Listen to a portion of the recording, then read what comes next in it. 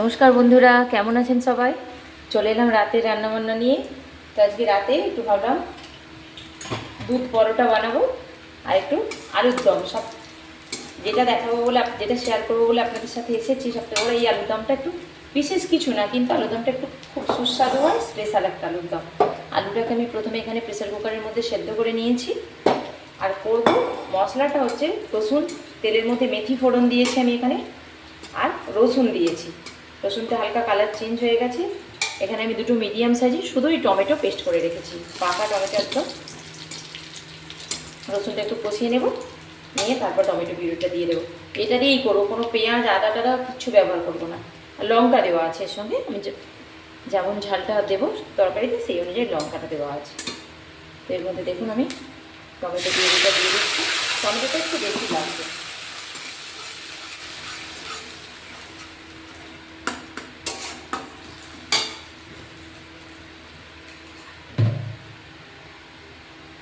এখানে পেঁয়াজ আদা এগুলোর আমি ব্যবহার করছি না।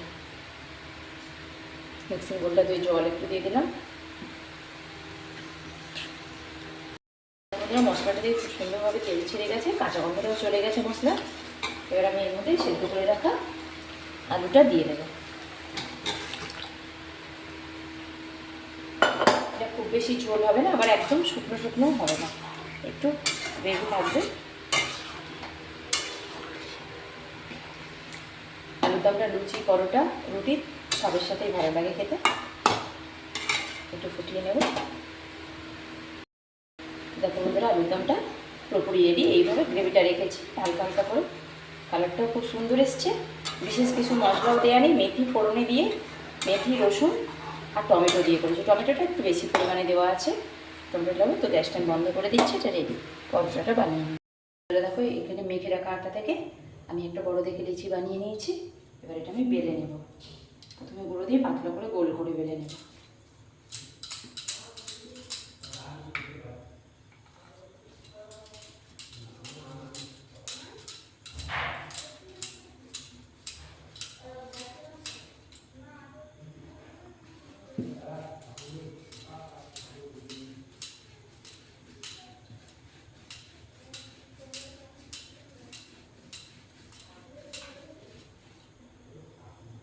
এখন এখানে রুটিটা গোল করে আমি পরোটাটা বেলে নিয়েছি। এবার ওর উপরে অল্প একটু রিফাইন তেল দিয়ে এটা আমি হাত দিয়ে পুরোটা লাগিয়ে দেবো ভালো করে।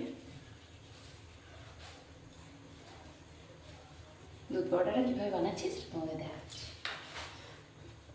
এবার ওর ওপর থেকে আমুল দুধ আমি বাটিতে নিয়েছি, ও থেকে ছড়িয়ে দেবো এইভাবে।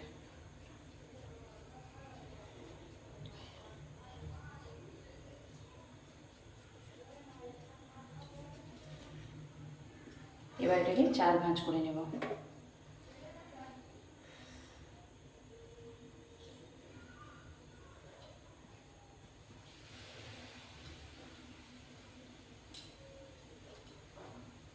সুন্দর করে 4 ভাঁজ করে ভালো করে চেপে দিলাম। এবার আটা বা ময়দার গুঁড়ো দিয়ে বেলে নিতে হবে এটাকে ভালো করে।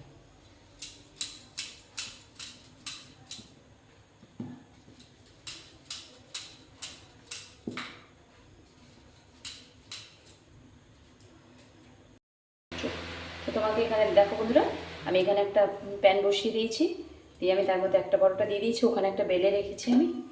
এটা দু পিঠ ভালো করে সেঁকে নেবো আগে শুকনো কড়াইতে।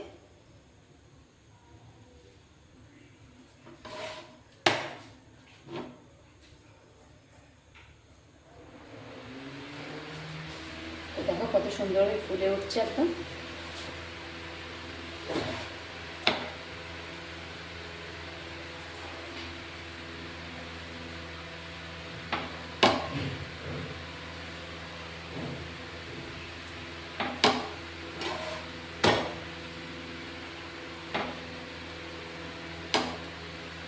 দারুণ সুন্দরভাবে ফুলে গেছে।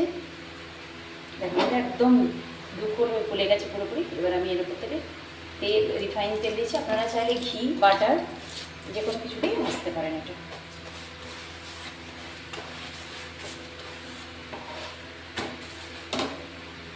হালকা সোনালি কালার আসা অবধি আমি এটাকে ভিজিয়ে নেব। কালারটা খুব সুন্দর এসে গেছে।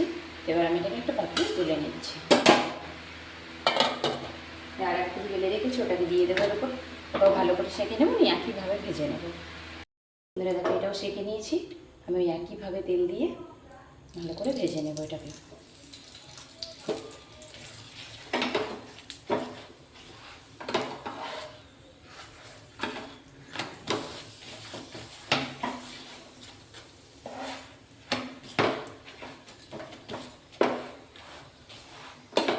এটা ভাজার সময় আঁচটা আমি কমিয়ে দিয়েছি, যাতে সোনালি রঙটা সুন্দরভাবে আসে, নাহলে পুড়ে যাবে, ভেতরটা ঠিকভাবে ভাজা হবে না। বন্ধুরা দুটো পরোটাই খুব সুন্দরভাবে আমি রেডি করে নিয়েছি। তো বন্ধুরা দেখো, আমার দুধ পরোটা এখানে, আর এখানে আলুর দম। যে আলুর দমটা তোমাদের ভিডিওটা যদি শুরু থেকে শেষ অবধি দেখো তাহলে বুঝতে পারবে আলুর দমটা আমি কীভাবে করেছি। আলুর দমটা খুব সুন্দর গ্রেভি আর খুব সুসেদ্ধ, আলুটা খুব স্টাফড আলুর দমের মতো হয়ে যায়, তো খেতে খুবই ভালো। এই দিয়ে আজকে রাতে ডিনার সারবো।